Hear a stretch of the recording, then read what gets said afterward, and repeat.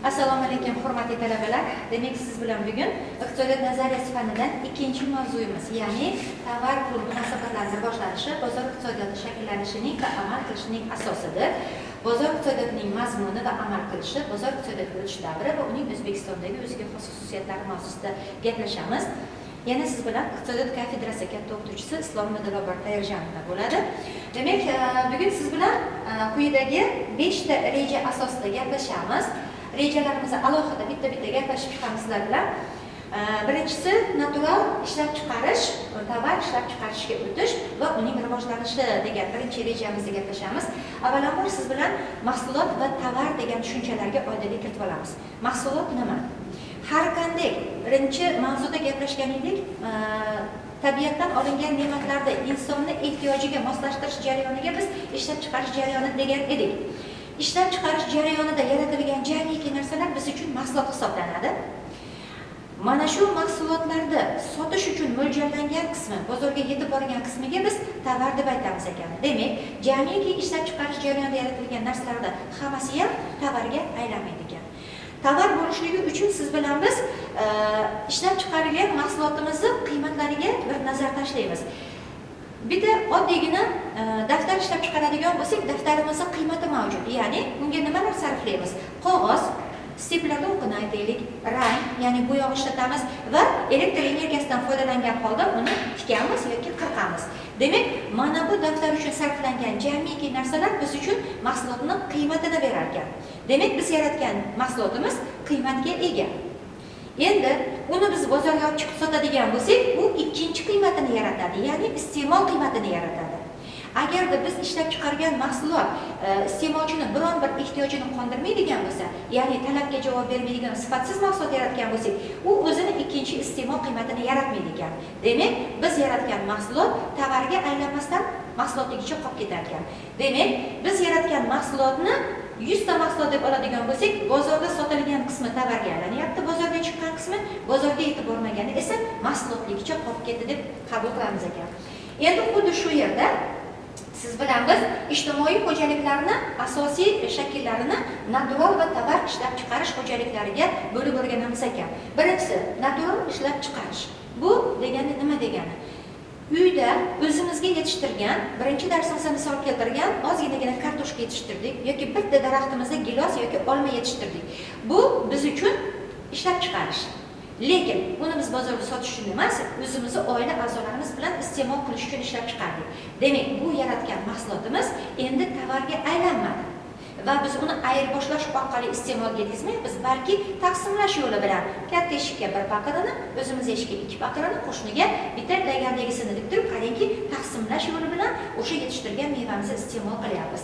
Demak, natural ishlab chiqarish bu nima ekan? Oila a'zolarining kuchidan foydalangan holda chuqur ixtisoslashuvga ega bo'lmagan ishlab chiqarish bo'lib, bu yerda oila a'zolari o'zlarining ehtiyoji uchun ishlab chiqarilar ekan va taqsimlash yo'li bilan iste'mol qilinar ekan. Natural xo'jaligining o'ziga xos xususiyatlarini siz bilan keyingi prezentatsiyalarda gaplashamiz. Endi tovar ishlab chiqarish jarayoni. Xo'p, bu nima ekan? Endi o'zini ehtiyojlari uchun emas, balki ayirboshlash uchun ishlab chiqarish jarayoniga biz tovar ishlab chiqarish deb aytamiz ekan. Bunga korxonalarda misol keltirishimiz mumkin yoki oila xo'jaliklarida ham aytaylik, bozor uchun bodring yetishtiramiz, pomidor, kartoshka yetishtiramiz. Bu jarayonni biz sotish uchun ishlab chiqarsak, tovar xo'jaligi yoki tovar ishlab chiqarishi deb aytishimiz mumkin ekan. Demak, natural ishlab chiqarish bu qanaqa xo'jalik ekan? Natural xo'jalik avvalambor yopiq xo'jalik. Demak, tashqaridan kimnidir olib kelib ishlatmayapmiz. O'zimizni oila a'zolarimizdan foydalanyapmiz. Ishchilarning universal mehnati. Bu degani bu yerda alohida suvchi, alohida agronom, alohida mexanizator degan narsa yo'q. Bu yerda hammamiz universal holatda ishlab ketaveramiz ekan. Ishlab chiqarish va iste'mol o'rtasida to'g'ridan-to'g'ri aloqa, ya'ni ishlab chiqaramiz va to'g'ridan-to'g'ri iste'molga o'tib ketadi. Bu siz bilan natural xo'jalikning o'ziga xos xususiyatlari. Endi tovar ishlab chiqarish korxonasi bu qanaqa? Tovar ishlab chiqarish avvalambor ochiq xo'jalik. Demak, biz tashqaridan ishchilarni jalb qilgan holda mahsulot ishlab chiqaramiz ekan. Jamoada taqsimlangan mehnat. Bu degani har bitta ishchimiz o'ziga yarasha mehnat taqsimoti mavjud. Mehnat taqsimoti nima? Demak, har bitta korxonadagi ishchini, xodimi o'ziga yarasha lavozim yo'riqnomasi bo'ladi va shu lavozim yo'riqnomada keltirilgan ishni bajaradi.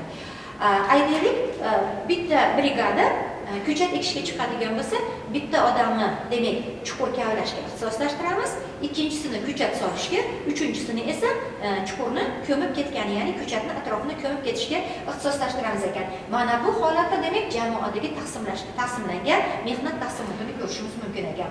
Ishlab chiqarish va iste'mol orasida albatta ayirboshlash yo'li bilan yetib borar ekan. Demak, ishlab chiqarishdan iste'molga ayirboshlash orqali mahsulotimizni yetkazib boryapmiz. Natural va tovar xo'jaliklarni bir-biridan farqini siz bilan gaplashib o'tamiz. Avvalambor, moddiy ne'matlarni ishlab chiqarishdan maqsad natural xo'jaliklarda bu shaxsiy ehtiyojlarni qondirish uchun, tovar xo'jaligida esa boshqa tovarlarga ayirboshlash, bozorda oldi-sotdi qilish uchun. Ikkinchisi, ishlab chiqariladigan mahsulot tarkibini aniqlash. Natural xo'jaliklar, ya'ni oila xo'jaliklari nimasiga qarab belgilaydi? Ehtiyojlaridan kelib chiqadi va imkoniyatlaridan kelib chiqib turib mahsulot ishlab chiqarishga harakat qiladi. Aytaylik, oilada katta texnikadan foydalanib ishlab chiqarishni yo'lga qo'yish imkoniyati yo'qmi? Demak, imkoniyatidan kelib chiqqan holda eng oddiy usuldagi mahsulot ishlab chiqarishdan foydalanadi. Natural tovar xo'jaligida esa muayyan talab va ishlab chiqaruvchilarning xususiy manfaatlari asosida belgilanadi. Bu degani bozorda talab va taklifni o'rganib, tahlil qilib, shunga mos holda nima deydi, xaridorlar nimani xohlayotganini bilib turib, shunga mos mahsulotni o'sha dizaynda, o'sha qadoqda va o'sha shaklda ishlab chiqarishga harakat qilinar ekan. Iste'molchini o'ziga jalb etish uchun kurash. Qarangki, oila xo'jaliklarida bunday kurash mavjud emas, chunki oilada nima bo'lsa, shuni yeyishga majburmiz. Lekin tovar xo'jaligida bunday kurash mavjud, chunki raqobatchilar o'rtasida o'zaro raqobat doimo mavjud bo'lar ekan. Ishlab chiqarilgan mahsulotlarni iste'mol qilinish darajasi. Barcha ishlab chiqarilgan mahsulotlar to'lig'icha iste'mol qilinadi. Uvol bo'lmasin deb, hamma o'zimiz ishlab chiqargan mahsulotni to'liq iste'mol qilamiz. Juda oshib qolsa, qo'ni-qo'shniga, qarindoshga berib yuboriladi. Demak, to'liq iste'mol qilinyapti. Tovar xo'jaligida esa ishlab chiqarilgan mahsulotni sotilmay qolish holatlari ko'proq kuzatiladi. Bunda nima qilamiz? Yo aksiya qilib kimlargadir pastroq narxlarda sotib yuboramiz, yoki bo'lmasa qayta ishlash korxonasiga yuborib, undan biz boshqa mahsulot ishlab chiqarishga harakat qilamiz ekan. Navbatdagisi ishlab chiqarish jarayonida ishchi kuchini ishtirok etishi. Ishlab chiqarish jarayonida faqat o'zini va oila a'zolarining mehnatidan foydalanadi deb aytdik natural xo'jalikda. Tovar xo'jalikda esa ishlab chiqarish jarayonida yo'llanma ishchilardan foydalanadi. Endi hurmatli talabalar, tovar xo'jaligini vujudga kelishiga nima sabab bo'ldi? Ibtidoiy jamoat davrida hammamiz yaxshi bilamiz, qabilalar o'zlari uchun mahsulot ishlab chiqargan va bu yerda nimanidir ayirboshlash yoki nimanidir reklama qilishga hojat yo'q edi. Ana endi biz siz bilan tovar xo'jaligiga muhtojlikni qachon sezishni boshladik? Tovar ko'paygandan so'ng, iqtisodiy munosabatlar chuqurlashib ketgandan so'ng siz bilan menda endi talab qilinyapti. Mahsulotga ayirboshlash bu bizda qiyinchilik tug'diryapti. Endi nima qildik?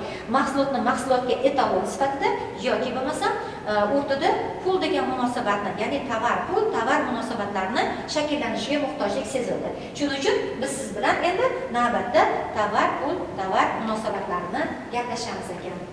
Ana endi tovar demak, siz bilan men gaplashib o'tdik, ikkita qiymatga, ya'ni qiymatga va iste'mol qiymatiga ega bo'ladi dedik. Aytaylik, qiymat nima edi? Daftar uchun sarflagan qog'oz, seplet, elektr energiya va ishchiga to'lagan ish haqimiz uni qiymatini tashkil qildi. Aytaylik, 1000 so'mga bitta daftar tayyor bo'ldi. Bozorga olib bordik, bozorda daftarimizni 1,5 mingdan qabul qildi. Demak, bu yerda iste'mol qiymati 500 so'mni tashkil qilyapti.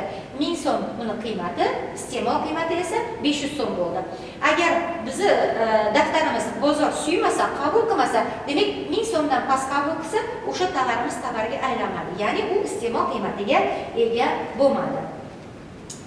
Endi hurmatli talabalar, siz bilan pulni kelib chiqishi, mohiyati va vazifalari haqida gaplashamiz. Demak, siz bilan boya aytganimdek, qarangki, iqtisodiy munosabatlar chuqurlashib ketdi. Ishlab chiqarilgan mahsulotlarning turlari ko'payib ketdi. Bu esa bevosita bir-biri bilan tovar ayirboshlash jarayonini murakkablashishiga olib keldi. Va endi oldingiga o'xshab bir qop bug'doy evaziga bitta teri ayirboshlash yoki bitta omochni egasiga bir qop bug'doy berish endi bu qaysidir ma'noda barter tizimi biz uchun torlik qilib qoldi. Ana endi biz siz bilan etalon sifatida nimanidir qabul qilishimiz kerak edi. Bu yerda metal pullarni vujudga kelishi paydo bo'ldi. Endi siz bilan demak pul haqida gaplashamiz. Pul avvalambor biz uchun bir vaqtning o'zida ham pul, ham tovar vazifasini o'taydi. Chunki biz pulni sotishimiz ham mumkin, sotib olishimiz ham mumkin va pulni evaziga biz boshqa mahsulotlarni ayirboshlashimiz ham mumkin. Shuning uchun demak pul biz uchun ham tovar, ham mahsulot hisoblanar ekan. Ana endi pulga iqtisodiyotda ikki xil nazariya olimlari ikki xil yondashgan. Biri metalistik nazariya, ya'ni ular nima deyapti? Pulning qiymati bundagi mujassam bo'lgan kumush va oltin metallarining qiymatiga qarab turib baholanadi deb turib xulosa beryapti. Ikkinchi nominalistik nazariya esa butunlay boshqacha fikr beryapti. Ya'ni bu yerda pul deyapti asosan unga ayirboshladigan mahsulotlarning qiymati bilan baholanadi. U temirlarni, metallarni bu yerda aloqadorligini ular inkor qilishyapti. Shuning uchun, hurmatli talabalar, bugun siz bilan biz pulning asosiy vazifalari haqida gaplashamiz. Pul bugungi iqtisodiyotimizda demak 4 ta vazifani bajarar ekan. Avvalambor qiymat o'lchovini belgilab beradi.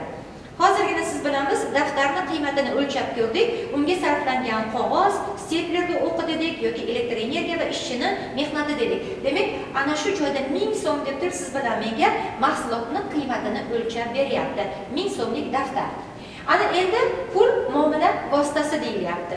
Muomala vositasi bu qayerda ko'rishimiz mumkin? Bozorga boryapmiz, 1,5 ming daftarga pul beryapmiz va bitta daftarni sotib olyapmiz. Bu yerda pul muomala vositasi vazifasini bajaryapti.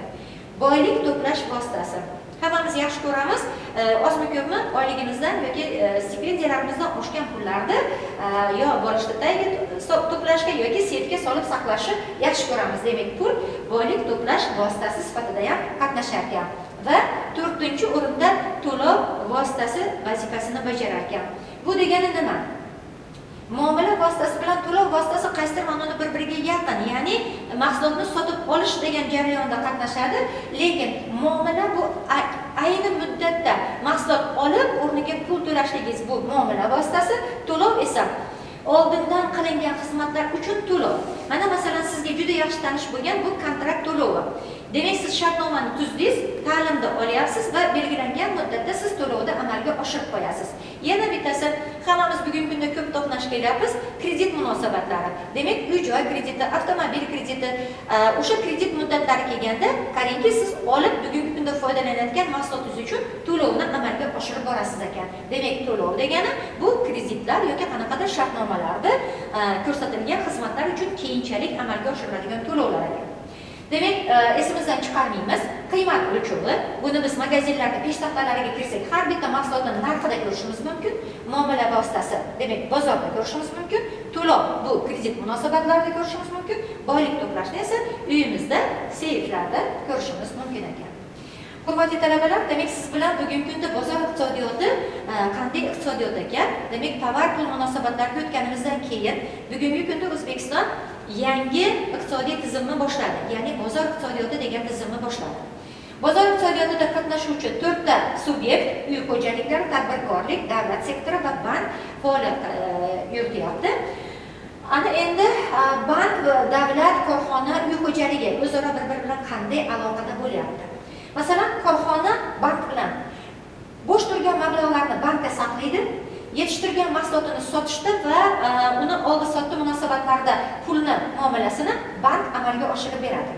Davlat nima qilyapti? Davlat korxona uchun subsidiya ajratishi mumkin, dotatsiya ajratishi mumkin yoki qonunlar ishlab chiqarib korxonani boshqarishda qatnashadi.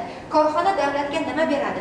Korxona davlatga ishlab chiqargan mahsulotini beradi, soliq to'laydi, demak davlat byudjetini boyitib beradi.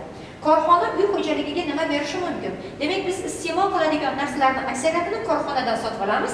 Uy xo'jaliklari korxonaga nima beradi? Mablag' beradi, ish kuchi beradi va undan tashqari uy xo'jaligida yetishtirilgan mahsulotlar bunga xomashyo sifatida o'tishligi mumkin ekan. Uy xo'jaliklari bank bilan qanday munosabatda bo'ladi? Uy xo'jaliklari, demak, siz bilan men bo'sh turgan mablag'imizni bankka omonatga qo'yishimiz mumkin. Yoki bo'lmasa bundan kredit olishimiz mumkin va demak bank bilan uy xo'jaligi ham o'zaro bir-biri bilan doimiy munosabatda. Bank bilan davlat o'rtasida ham siz bilan yaxshi bilamizki, davlatning bo'sh turgan mablag'lari butun moliyaviy siyosatlarni bank amalga oshirib berar ekan. Demak, bu 3ta subyekt, 4ta subyekt o'zaro doimiy aloqada bo'lar ekan. Xo'p, endi bozor iqtisodiyotining asosiy belgilari nimalar? Bozor iqtisodiyotining eng asosiy belgisi kim uchun nimani qancha ishlab chiqarish kerakligini tadbirkorning mustaqil o'zi belgilashligi va erkin bozorda sota bilishligi. Qarangki, bugungi kunda mahsulotlarning narxini kim belgiladi desak, bozordagi talab va taklif asosida ishlab chiqaruvchi o'zini sarflagan xarajatlardan kelib chiqib turib belgilaydi ekan. Bu yerda davlat aralashuvi qanchadir ma'noda cheklangan ekan. Bozor iqtisodiyotining mohiyati ham davlatning iqtisodiyotga aralashuvi cheklanganligida ekan. Xo'p, endi siz bilan bozor iqtisodiyotining asosiy xususiyatlari haqida. Avvalambor bozor iqtisodiyotiga o'tishda siz bilan biz evolyutsion va revolyutsion yo'ldan evolyutsion yo'lni tanladik va bugungi kunda 35-36 yilda buyog'ida shu evolyutsion yo'l bilan bozor iqtisodiyotini ta'minlashga harakat qilyapmiz. Bu yo'lda olib borilgan barcha o'zgartirishlar islohotlar deb aytiladi va keyingi darslarda siz bilan islohotlarga alohida to'xtalib o'tamiz. E'tiborlaringiz uchun rahmat.